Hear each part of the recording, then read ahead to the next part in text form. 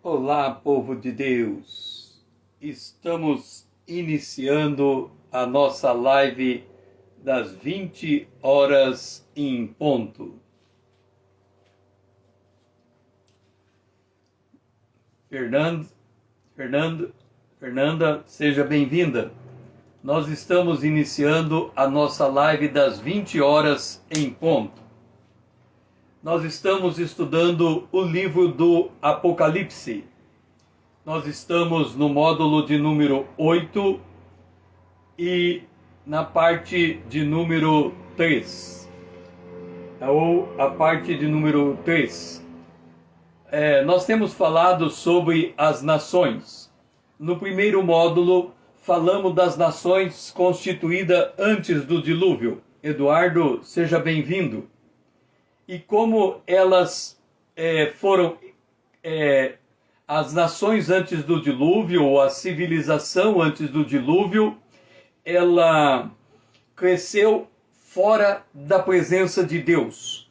Lembrando que Caim é na Bíblia considerado o filho do maligno. Ele constrói a primeira cidade e a sua descendência cria o mundo agropastoril de entretenimento e o mundo industrial e a parque industrial. Depois essa civilização ela é destruída pelo dilúvio. Então nós temos, depois do dilúvio, as 70 nações constituídas a partir da descendência de Noé, Sem, Cão e Jafé. Dessa descendência nós falamos de Canaã, que recebeu a maldição do seu pai, porque ele descobriu a nudez do seu pai. Depois nós colocamos o foco em Nirod.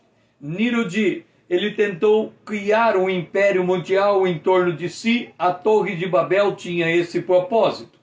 E ali nós percebemos que o espírito de Babel, ou espírito de Nirod, ele permeia toda a história da humanidade, aparecendo de novo lá na Babilônia, com Nabucodonosor, e depois lá no final dos tempos, quando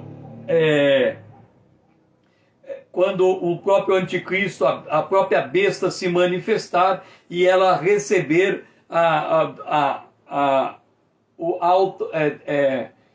juntar em torno dela 10 reis, dando a ela a autoridade desses 10 reis. Então nós vimos a intervenção de Deus em Babel. Ele mistura as línguas, porque aquele era um plano de unificar as nações, contrário ao propósito de Deus de manter a nacionalidade das nações e fazer com que elas se espalhassem sobre a terra.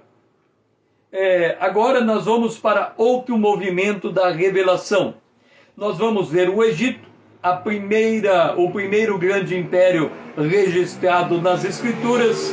Depois vamos passar sobre o juízo sobre o Egito e a libertação de Israel. O Egito, ele é um tipo de poder temporal,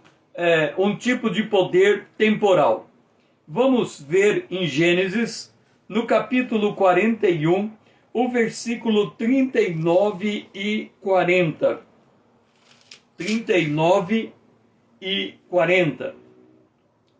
Disse Faraó aos seus oficiais: acharíamos, porventura, homem como este, em que há o Espírito de Deus? Depois disse o Faraó a José: visto que Deus te fez saber tudo isto, ninguém há tão ajuizado e sábio como tu. Dora, seja bem-vinda.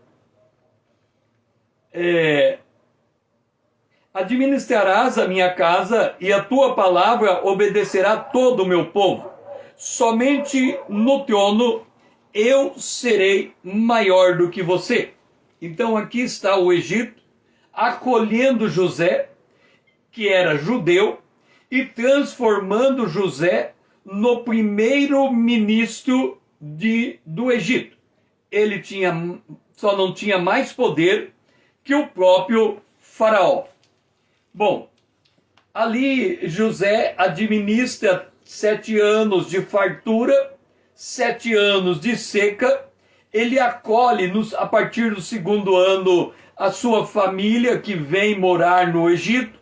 Ele dá as melhores terras do Egito para a criação de ovelhas, porque o Israel pastoreava ovelhas, e criação de ovelhas era uma abominação para o Egito. Então eles são movidos para um determinado lugar, uma determinada terra de Gósen, e ali eles permanecem. José morre, com José morre a descendência de José, e em Gênesis, Êxodo, capítulo 1, o versículo 8, nós lemos: Entre mentes se levantou novo rei sobre o Egito, que não conhecera a José. Este novo rei que se levanta no Egito era de uma outra linhagem, uma outra descendência, diferente daquela que recepcionou Israel no Egito. E aí, este rei muda a visão em relação ao povo de Israel. Antes um povo amigo, um povo benquisto, um povo recebido. Agora ele muda o status de Israel, que se torna um povo escravo. Em Êxodo capítulo 1, o versículo 11, e os egípcios puseram sobre os judeus feitores de obra para os afligirem com suas cargas. E os israelitas edificaram a Faraó as cidades celeiros Pitom e Ramsés. Então, aqui muda o status de Israel. Israel, antes um povo livre, se torna um povo escravo. É importante nós observarmos que esta mudança de status, ela é muito comum na história da humanidade. Um dia você pode estar num país livre, no outro dia você pode estar no meio de um golpe de Estado. Até uma cena muito curiosa, dias atrás, em que houve um golpe de Estado num país, parece que lá na Ásia, algum lugar por lá, houve um golpe de Estado. E o vídeo de uma moça na praça viralizou, porque ela estava fazendo uma apresentação ao vivo e ela estava de costa para a chegada do exército tomando de assalto o governo.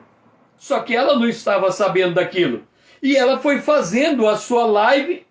Enquanto ela fazia live, quem estava assistindo ela via atrás dela um golpe de Estado. Era em tempo real. E aquele vídeo viralizou. Observa a situação.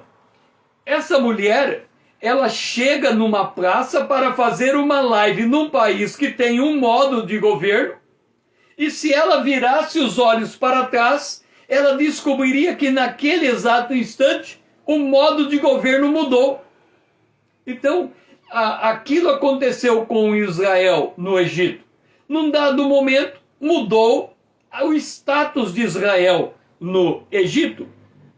Êxodo capítulo 2, versículo 23 e 24.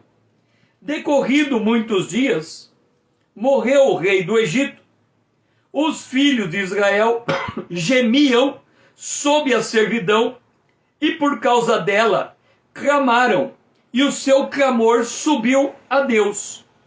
Ouvindo Deus o gemido de Israel, lembrou-se Deus da sua aliança com Abraão, com Isaque, com Jacó, e viu Deus os filhos de Israel, e atentou Deus para a condição dos filhos de Israel. Então, note uma coisa. Israel, ele é um tipo de um poder temporal dominando o povo de Deus. Eu quero que você abra comigo a carta aos Efésios, no capítulo de número 2, aos Efésios, no capítulo de número 2, no versículo de número 1 e 2. Diz assim: Ele, Deus, nos deu vida, estando vós mortos nos vossos delitos e pecados, nos quais andaste outrora, quer dizer, no passado, antes de conhecer Jesus, andava segundo o curso desse mundo, segundo o príncipe das potestades do ar, do espírito que agora atua nos filhos da desobediência. Entenda uma coisa.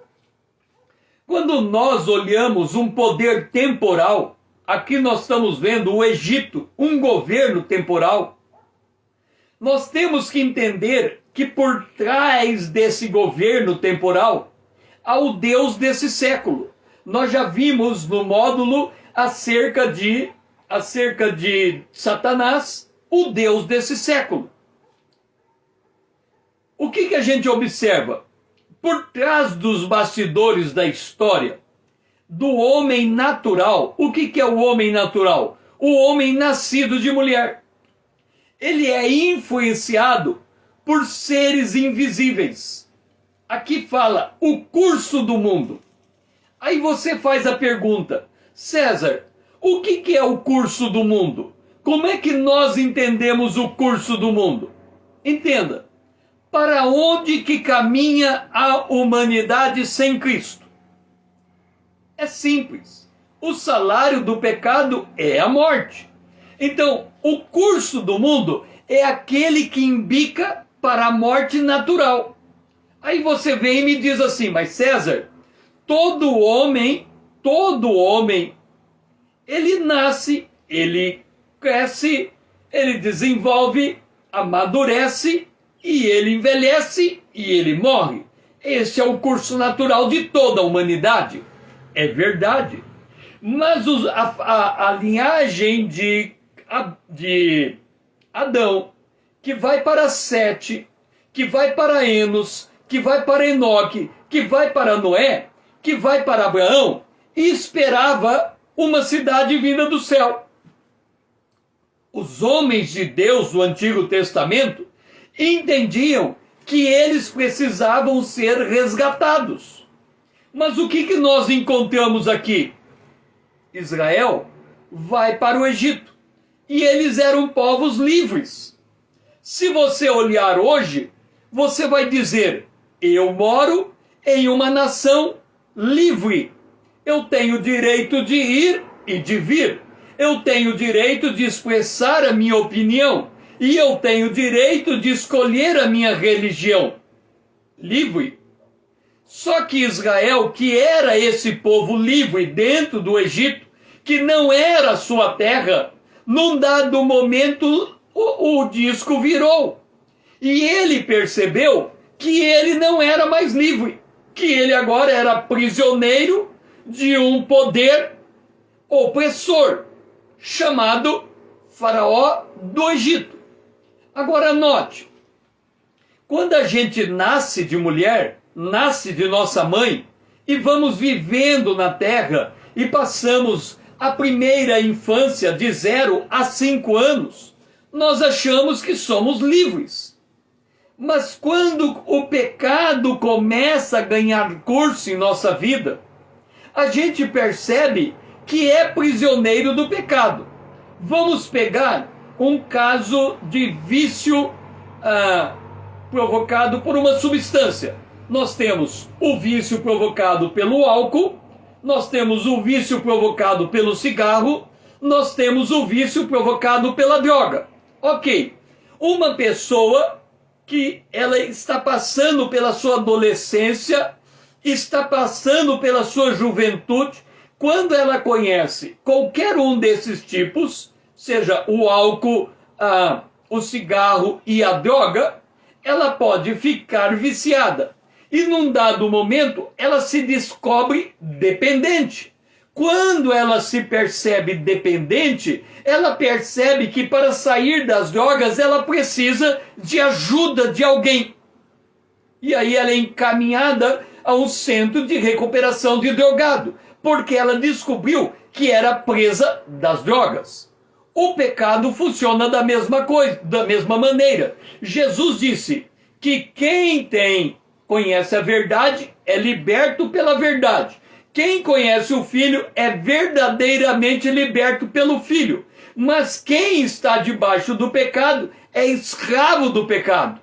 E aí você fala assim, César, eu não sou escravo do pecado. Ah, não é? Não, não sou. Eu não mato, eu não roubo, não adultero, não furto. Eu tenho ética no meu comportamento.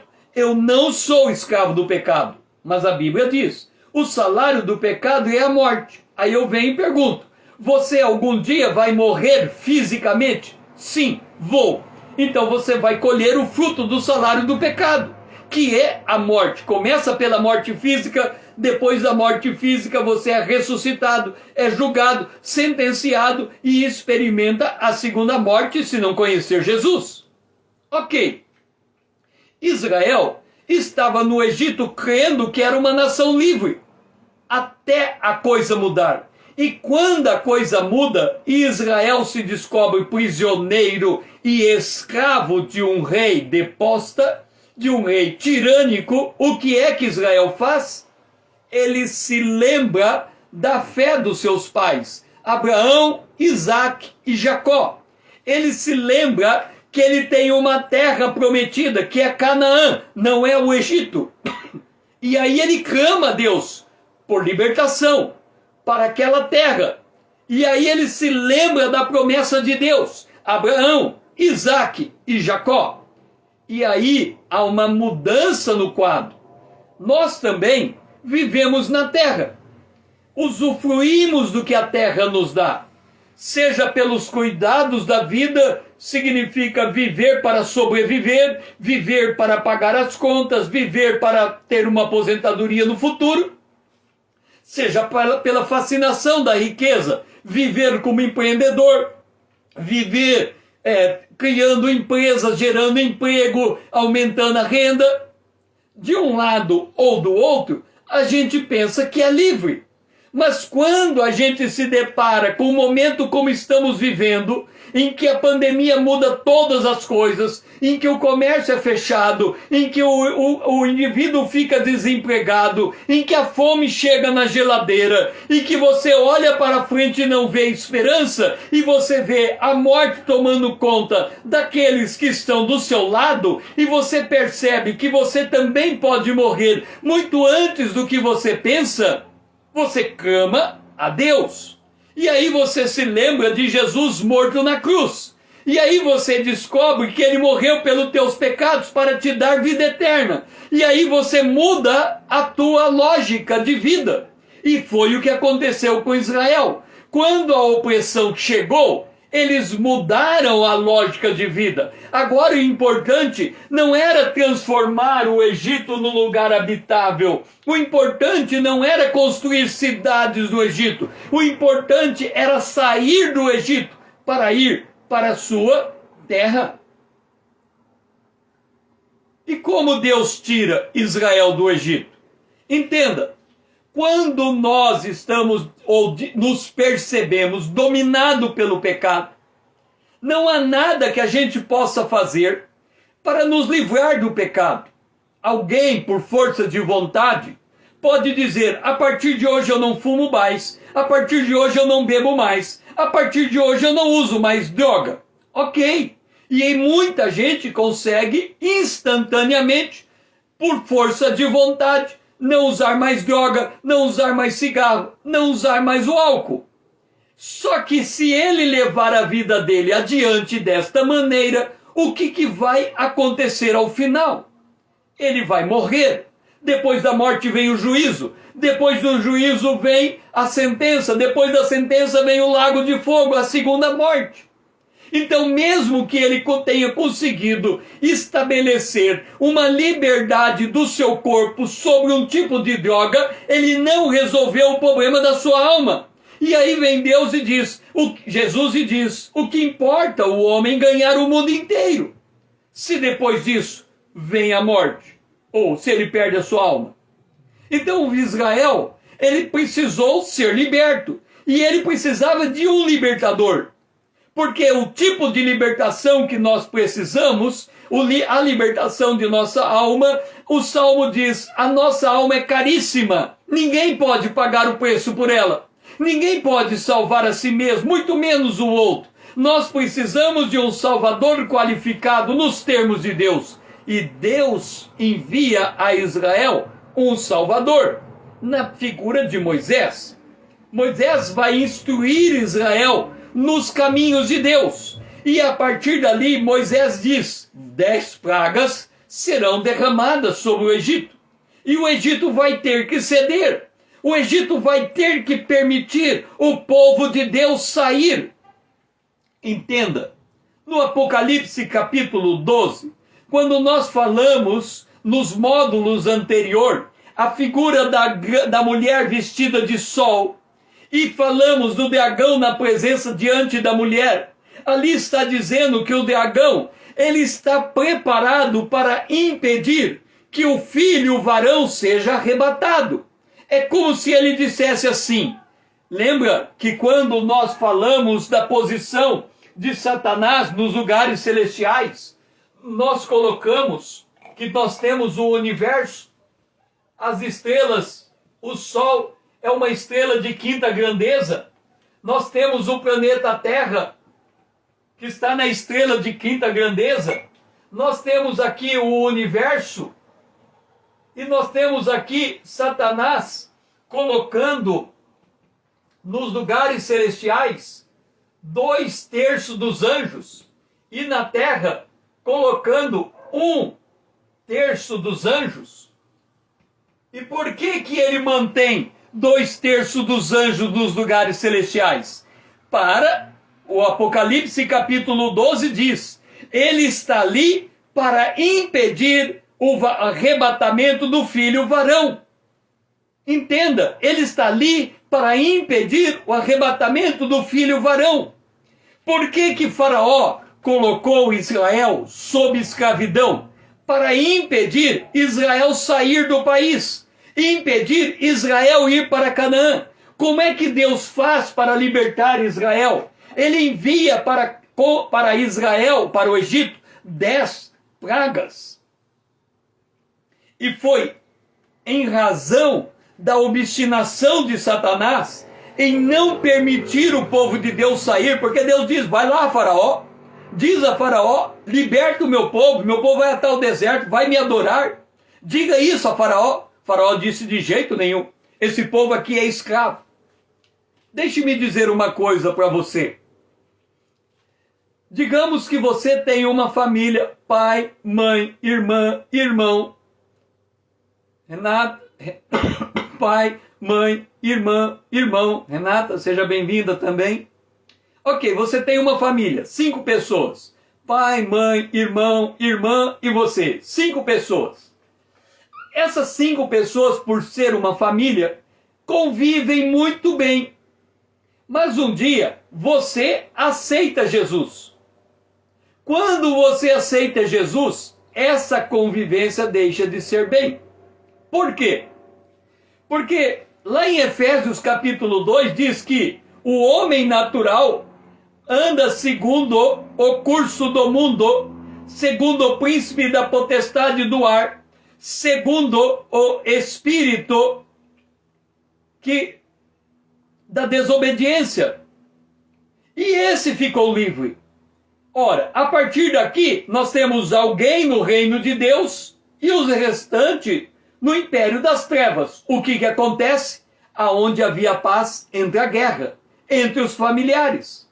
Da mesma maneira, quando Deus chega a Faraó, através de Moisés, e diz, deixa meu povo ir, o Faraó diz, de jeito nenhum, esse povo é escravo, e escravo vai permanecer. Deus então envia 10 pragas. Cada praga representa um juízo sobre os deuses daquela nação. Também representa uma correção ao Egito pelo tratamento que ele deu a Israel. Por exemplo, Israel, para fazer barro, para construir as cidades, eles tinham que trabalhar em lugar insalubre, lugar que tinha muita mosca, porque eles tinham que recolher o barro, e naquela região do barro tinha muita mosca. O Egito tinha um deus mosca, porque eles também se protegiam das moscas. Então eles já criaram um deus que tinha o domínio sobre as moscas. E uma das pragas, Deus envia mosca para o Egito. Como quem diz, agora eu quero ver se o teu Deus mosca é capaz de impedir as moscas que eu estou enviando. E depois, eu quero que vocês enxerguem na carne o que foi Israel trabalhar debaixo em um lugar onde havia muita mosca. Então, quando Deus está dando corretivo ao Egito, dizendo, eu estou mandando praga, liberta o meu povo, o coração de Faraó endurece, ele diz, de maneira nenhuma eu deixo o povo ir. E ele aumenta a opressão. Por quê?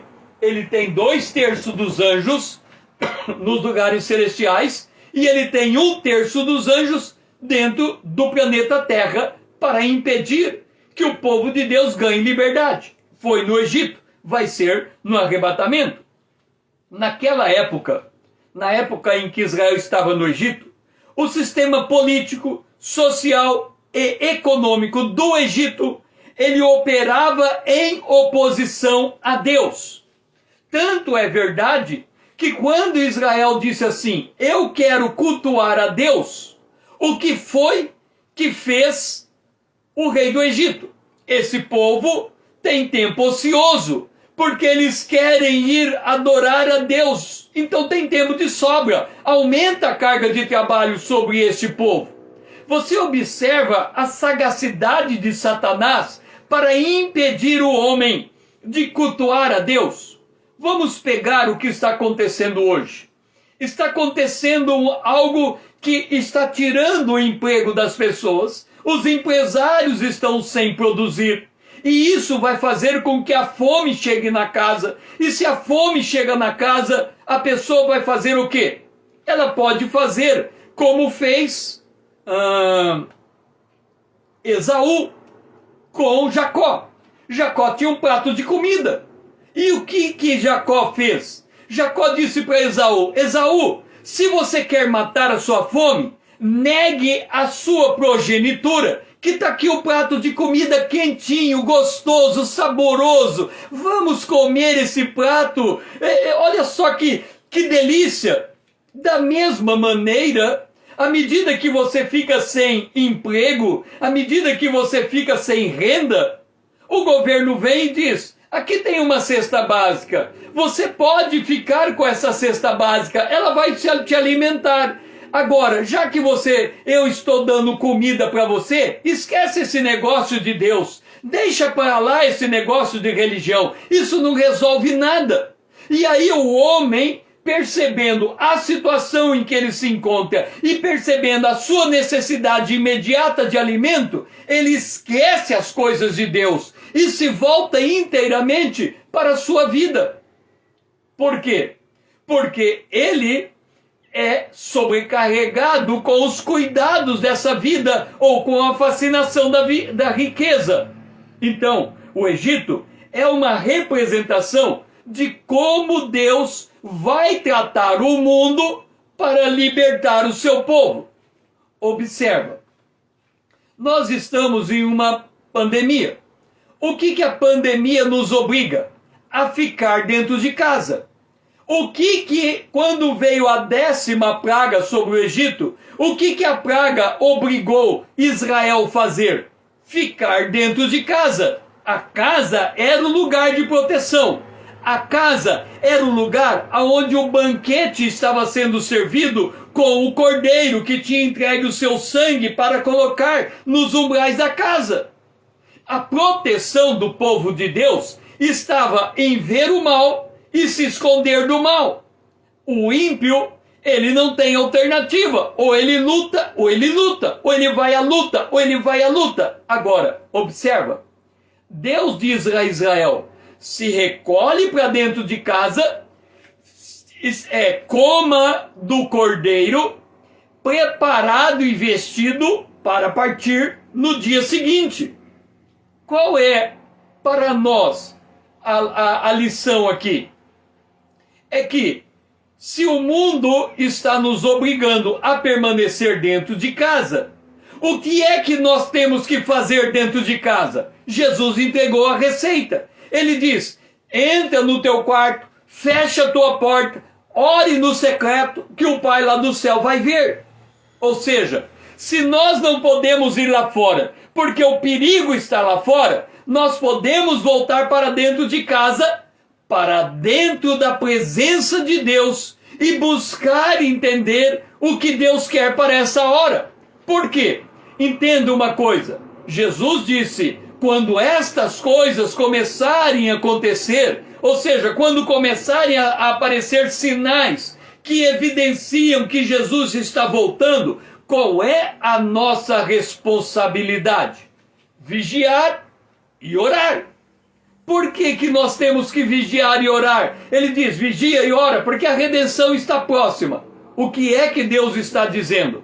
Essa é uma época, não é para voltar a fazer o que a gente fazia antigamente, mas esta é uma época para nós aprendermos a nos preparar para ir para casa.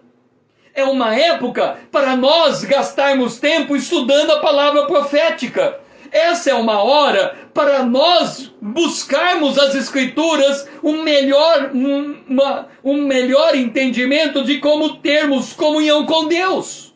Esta é uma hora para preparar a nossa roupa espiritual para zarpar da terra. Eu não estou dizendo que antes de acabar a pandemia vem o arrebatamento, mas eu estou dizendo que quando acabar a pandemia pode vir algo pior, e pior, e pior. Por quê? Porque quando se aproxima a volta de Jesus, quando se aproxima o momento de partida da igreja, qual foi a atitude de Faraó? Aumentar a carga sobre o povo, para o povo não buscar a Deus. E isso tem dado certo. Como que tem dado certo? Grande parte da igreja hoje, qual é a batalha dela? A batalha dela não é para acabar com a pandemia, porque se a batalha fosse acabar com a pandemia, tem duas maneiras de acabar com a pandemia. Duas maneiras. Uma maneira, a primeira, a científica, ter uma vacina que vacine todo o povo e acaba a pandemia. Mas também tem uma segunda maneira de acabar a pandemia, clamar a Deus para que Deus intervenha e traga saúde sobre o povo. Portanto, se a igreja tivesse intencionada em acabar com a pandemia, ela não estaria, a igreja institucional, não estaria indo à rua pedindo para o governo reconhecer a igreja como serviço essencial para ficar na rua aglomerando e aumentando o contágio. Se a igreja tivesse a visão espiritual do Egito, o que ela faria? Ora, Deus está mandando o anjo da morte no mundo. A única maneira de se proteger de uma pandemia é distanciamento social. Então vamos nos recolher. Mas vamos nos recolher fazendo o quê? Vamos nos recolher para buscar conhecer a palavra profética. Vigia e ora, porque as coisas estão acontecendo. E vamos conhecendo a palavra profética, clamar a Deus para ter o discernimento de qual é o propósito de Deus para esta hora. Por quê? Porque muitos estão por aí dizendo que o que Deus pretende para esta hora é, num passe de mágica, acabar com a pandemia. Ora, tanto é verdade que muitos estão tendo que voltar atrás porque estão profetizando o que não está acontecendo. Mas por que não está acontecendo o que estão profetizando? Porque eles entendem que Deus quer restaurar esse mundo chamado Terra, sem Jesus ter voltado para ser o rei da terra. Mas Jesus vai voltar para ser o rei. e vai governar durante 1000 anos. E quando ele governar, aí muda as coisas. Até lá, o que nos espera? Princípio de dores, terremotos, furacões, maremotos, guerras, rumores de guerras, falsos profetas, falsos apóstolos, essas coisas todas. Por quê? Porque está chegando a hora do povo de Deus partir. Então, quando lemos a história de Faraó e como Deus liberta, Deus faz uma coisa ao libertar Israel. Deus ordenou, olha só o que Deus faz. Quando veio a última praga sobre o Egito, a última praga era matar todos os primogênitos. E morrem todos os primogênitos do Egito. O que acontece? Você olha para o Israel, que também tem filho primogênito, e você diz assim, não, pera lá, Deus foi injusto. Ele tirou a vida do primogênito do Egito e vai deixar o primogênito de Israel viver? Aí Deus diz, não vou deixar não. O que ele vai fazer? Matar também não vou. O que vai fazer? Separe todo o primogênito do Egito. Aliás, separe todo o primogênito de Israel e eles vão ser meu. O que Deus estava instituindo naquela hora? Um grupo de pessoas para exercer o sacerdócio. Essa foi a lógica divina. Na morte dos primogênitos de Israel, ele santifica os primogênitos dos judeus. E conclui o resgate. Israel foi liberto por causa do sangue do Cordeiro. Porque sem derramamento do sangue do Cordeiro não há remissão do pecado. E Jesus foi esse Cordeiro. Mais à frente, qual foi o arranjo de Deus? Deus diz assim, olha, vai ser muito complicado pegar um filho de cada primogênito de todas as tribos de Israel e separar para o ministério. Vou fazer o seguinte, vamos pegar a tribo de Levi, separamos a tribo de Levi e eles vão ser o representante dos primogênitos de Israel. Aí fizeram a conta. Tipo assim, deu 60.000 primogênitos, deu 50.000 levita. Aí ele fala, paga a diferença. Houve um pagamento da diferença para a tribo de Levi e assim ficou equacionado. A tribo de Levi tomou o lugar de todo primogênito morto. O que nós queremos dizer? É que Deus é zeloso pelo seu povo. Deus tem ciúme do seu povo. O que o seu povo estava fazendo antes de chegar um tempo como este? O povo estava distraído, o povo estava disperso, o povo não estava olhando a palavra profética, o povo de Deus estava cantando, dançando, se regalando e dizendo, esse mundo está ficando cada vez melhor, por que nós precisamos de um arrebatamento? Agora, a coisa mudou. Agora o povo de Deus está vendo que nem para a igreja, templo físico, ele consegue ir. Ele está vendo que nem o seu pastor ele consegue ouvir, senão ocasionalmente, através de uma live. O que resta ao povo de Deus? Abrir a sua Bíblia, olhar para ela e entender os dias que está vivendo e, diante de Deus, vigiar, orar e tentar discernir o mover de Deus para esses dias, que não é igual ao que foi. Alguma coisa fundamentalmente está mudando. Agora que nós vimos acerca do Egito, uma figura do anticristo quando ele voltar, e uma figura dos dias próximos ao arrebatamento da igreja, vamos mover a revelação para a Assíria, um tipo de besta, a Assíria, a visão do rei da Babilônia e a primeira visão de Daniel. Quem foi a Assíria? Vamos abrir a Bíblia em 2 Reis, capítulo 15, 2 Reis, capítulo 15, versículo 29. 2 Reis 15, 29. nos dias de Peca, rei de Israel, veio Tiglat-Pileser, rei da Assíria, e tomou a Ijon, a Abel-Bet-Maaca, a Janoá, a Quedes, a Hazor, a Gileade e a Galileia, e a toda a terra de Naftali, e os levou os seus habitantes para a Assíria. Está lembrado quem era o descendente do reino da Assíria? Nírode.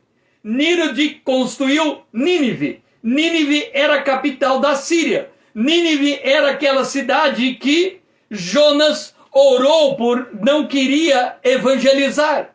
Por que Jonas não queria ir a Nínive? Será que você sabe a causa, a principal razão por que Jonas não queria ir até Nínive?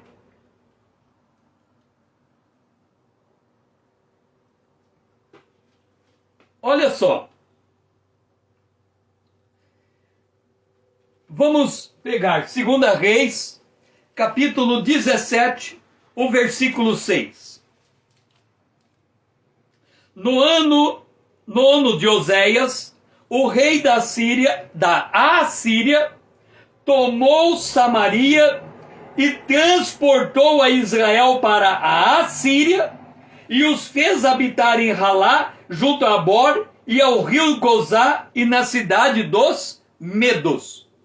E a Assíria vem até o Egito, até Israel, pega as 10 tribos de Israel e remove elas da sua terra, transportando para outros lugares. 2 Reis 18:11. 18:11.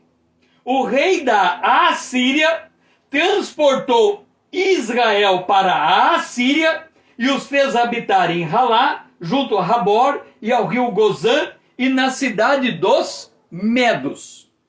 Olha o que ele está fazendo. Agora,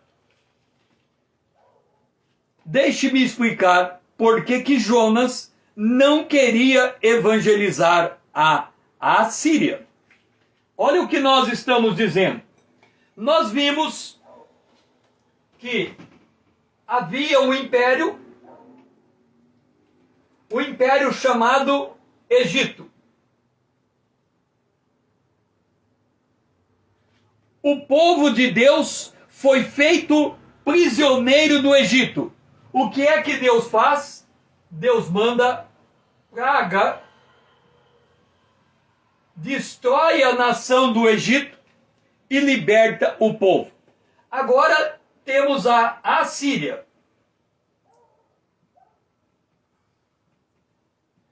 A Assíria, ela também subjuga o povo de Israel.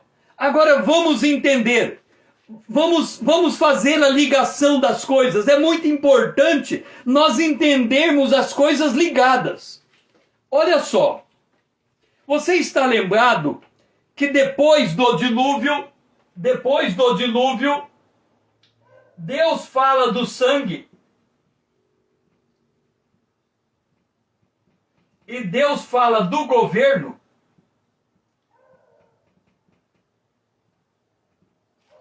Deus diz que quem derramar o sangue, o seu sangue será derramado.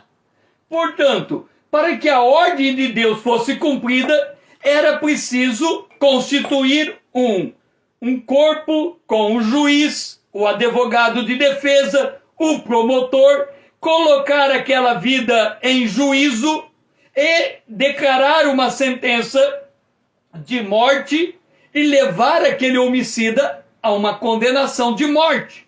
Então Deus estava instituindo o governo humano. O que eu quero chamar a sua atenção aqui?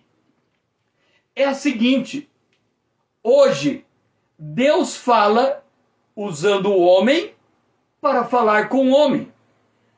É uma exceção Deus falar direto com o homem. Deixe-me explicar o que eu estou dizendo. Como que Deus fala conosco? Por meio da palavra de Deus. A palavra de Deus é a verdade. Qualquer coisa na vida que não passar pelo crivo da palavra de Deus, nós não devemos dar ouvido. A palavra de Deus é o crivo da verdade. Ok? Mas a Bíblia diz que para eu crer na palavra, eu tenho que ouvir a pregação. A fé vem pelo ouvir e ouvir a palavra de Cristo. Para que eu ouça a palavra de Cristo, eu tenho que ter um pregador.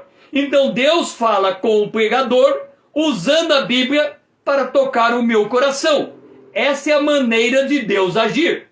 Então, se você diz assim, Deus, responde a minha oração. Como é que Deus vai responder a oração? Por meio da palavra de Deus e por meio da pregação do Evangelho. Vai te dar luz para entender a resposta à sua oração. Então Deus usa o homem para falar com o homem. Aí você pergunta, César, por que Deus usa o homem para falar com o homem? Por que ele não pode falar direto comigo por uma voz audível dentro de mim? Se Deus falar com uma voz audível dentro de você, esta voz tem a obrigação de estar de acordo com a Bíblia. Um exemplo, você está casado com sua esposa, o homem casou com a mulher. Aí vem uma voz audível e diz assim, você está casado com a mulher errada, a tua mulher é aquela outra. A palavra de Deus, a lei de Deus diz, o homem unir-se-á a sua esposa e são dois uma carne. Portanto, esta palavra é a que vai aferir a profecia. Se a profecia está dizendo que a mulher que Deus me deu é outra, não minha esposa, esta palavra está contrária à palavra de Deus. Não é de Deus essa palavra. Eu não posso dar ouvido a ela. Então Deus usa o homem para falar com o homem quando o homem fala de acordo com a palavra de Deus. Ok? Eu estou enfatizando que Deus usa o homem para tratar com o homem. Por que eu estou dizendo isso? Deus separou Israel.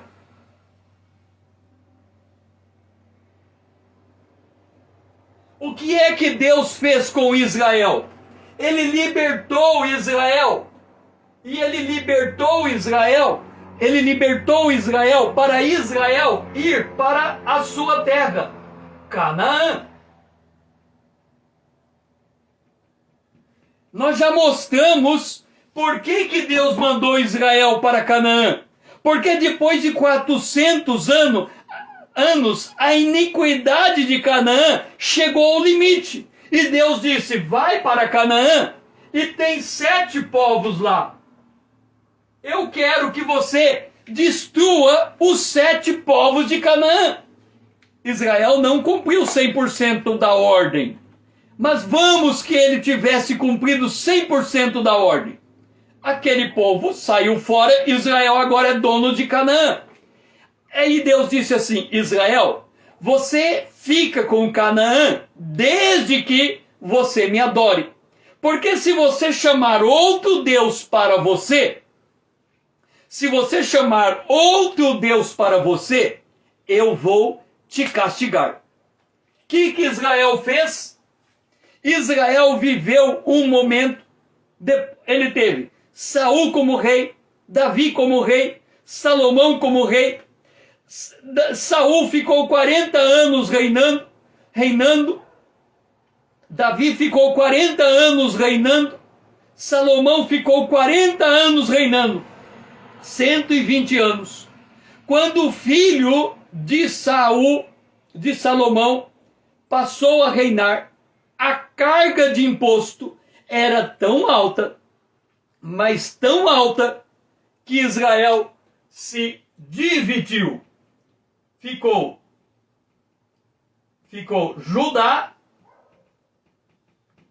e Israel. Judá e Israel. O que é que Israel faz? Israel faz um bezerro de ouro. E ele diz, esse bezerro de ouro é o nosso Deus. O que Deus faz? ele pega a Assíria e manda castigar Israel. Deus usa o homem para tratar com o homem. Ele mandou a Assíria castigar Israel. Olha a lógica divina. Deus colocou o Egito sobre Israel. O Egito tornou Israel escravo. Deus foi lá e falou: eu vou tomar conta do Egito. Eu vou mandar as pragas no Egito. E Israel vai ter que ser livre. Israel é livre. Por que Israel foi livre? Para ir até Canaã e destruir 7 nações que estavam em Canaã. Porque Canaã tinha chegado ao limite da iniquidade. Canaã tornou de Israel. E aquele povo que estava lá morreu. Não todos, mas morreram. Perderam o reinado sobre aquela região. O que Israel faz? Ao invés de permanecer adorando a Deus como o único Deus, Israel se divide por causa da carga tributária e Judá, 2 tribos, fica de um lado em Jerusalém e a outra tribo que se afasta de Jerusalém constroem 2 bezerros de ouro. Aí Deus falou: eu não suporto isso. A Síria destrói o meu povo e manda meu povo para fora daquela terra. Tira o meu povo daquela terra. Foi o que aconteceu.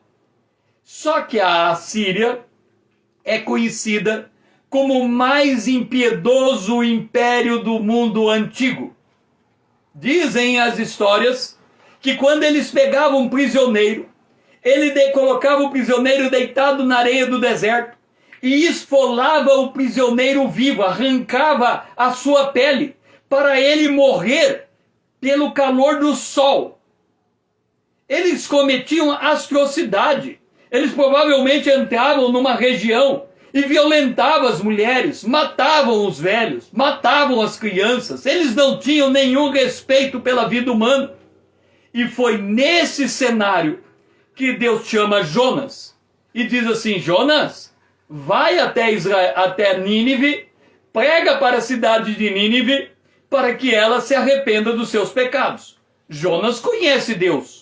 Jonas sabia que se ele fosse a Nínive, Nínive se converteria e Deus perdoaria. E ele disse: de jeito nenhum, eu não aceito isso. Se Deus quer perdoar Nínive, procure outra pessoa. Eu não vou trair o meu povo, ir até Nínive e dizer: Nínive, se arrepende do seu pecado. Jonas vai para o caminho oposto. E aí acontece a história. Ele cai do barco, ele cai na boca do peixe, ele cai na profundeza do abismo, e na profundeza do abismo ele se arrepende. E aí ele volta para o lugar onde ele ia o tempo todo. E aí ele prega durante 3 dias. E a cidade de Nínive, 120.000 pessoas, se converte. E aí o que acontece? Jonas fica de longe e diz: está vendo? Eu sabia que que o Senhor ia perdoar Nínive. E aí está o resultado. Eu vim aqui, sou traidor da minha terra. Esse povo que merecia a morte, agora é redimido. Aí Deus põe Jonas para dormir, planta uma árvore, a árvore nasce, vira uma sombra no mesmo dia. Ele acorda, aquela árvore com sombra, ele diz: ó Deus, legal, essa árvore é muito boa, ela faz sombra para mim. No outro dia Deus mata a árvore, vem o sol, e ele diz: Deus, por que matou essa árvore? Eu estou sem sombra. E Deus diz: é interessante, né? Você não A árvore nasceu, você não fez nada para ela nascer. A árvore morreu, você não fez nada para ela morrer. E você reclama. E agora eu salvo esse povo ímpio. E você vem reclamar comigo. Aí ele entendeu a lição. Mas Nínive, aquela geração se converteu. A outra geração não se converteu. E aí nós chegamos em Isaías, capítulo 31, o versículo de número 8. Isaías, capítulo 31, o versículo de número 8. Então, olha Deus dizendo agora para a Assíria: então a Assíria cairá pela espada, não de homem. A espada, não de homem, a devorará. Fugirá diante da espada, e os seus jovens serão sujeitos ao trabalho forçado. De medo não se atinará com suas rochas de refúgio. Os seus príncipes, espavoridos, desertarão a bandeira, diz o Senhor, cujo fogo está em Sião e cuja fornalha está em Jerusalém. Olha o que Deus faz. Ele manda. Primeiro ele diz assim, a Síria, ela vai ser derrotada por ela mesma. E acontece que o rei assírio, ele cerca Israel num dado momento, e depois ele foge. E quando ele volta para sua terra, ele morre. Morreu sem espada, sem um outro país. Mas mais adiante, a Assíria vai ser destruída pelo Império Babilônico. Deus usando outro império para tratar com esse império. Deus usou esse império para tratar com o seu povo. Deus usou o seu povo para tratar com aquelas nações. Deus tratou diretamente com o Egito para libertar o seu povo. Deus usa o homem para tratar com o homem. Se nós não entendermos isso, a incredulidade toma conta do nosso coração, porque não entenderemos o modo de Deus tratar as nações. E também o modo de Deus nos tratar, porque ele usou um homem, Jesus, verdadeiro homem, sem pecado, para morrer por nós e nos dar a vida eterna. O homem falando com o homem. É por isso que nós encontramos na Bíblia que os anjos queriam fazer o trabalho da evangelização e Deus não permitiu, porque Deus faz o homem trabalhar pelo homem. Recente, eu estava ouvindo um pregador contar uma história muito interessante. Ele diz que ele iniciou uma igreja com palavras proféticas dirigidas a ele de como aquela igreja deveria existir. O profeta que foi encaminhado àquele pastor era um profeta muito idôneo. E que tudo que o profeta disse aconteceu tal como ele disse. E este profeta era um profeta que dizia assim, olha, no dia tal, Deus vai fazer tal coisa. E naquele dia, Deus fazia aquela coisa. Então, esse profeta disse assim para ele, você vai abrir uma igreja numa outra cidade, e num determinado dia, naquela cidade vai ter uma chuva. E ele foi para aquela cidade, onde Deus disse que ele iria abrir uma igreja, e quando chegou naquele dia que o profeta disse que ia ter a chuva, teve a chuva. O detalhe era que antes daquela hora, antes da vinda daquela chuva, houve uma grande seca naquela cidade.